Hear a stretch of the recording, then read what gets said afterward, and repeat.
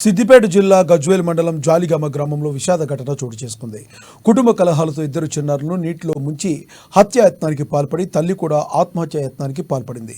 గమనించిన కుటుంబ సభ్యులు ముగ్గురిని చికిత్స నిమిత్తం ఆసుపత్రికి తరలించారు. ముగ్గురి పరిస్థితి విషమంగా ఉన్నట్లు తెలుస్తుంది. సమాచారం అందుకున్న పోలీసులు ఘటనపై కేసు నమోదు చేసుకుని దర్యాప్తు చేస్తున్నారు.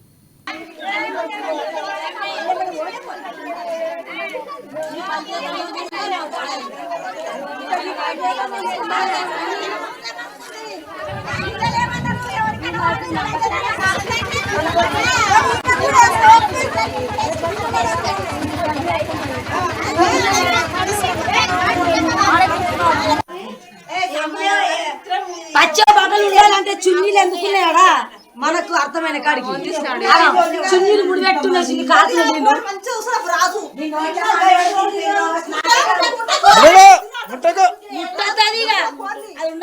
ఉన్నదా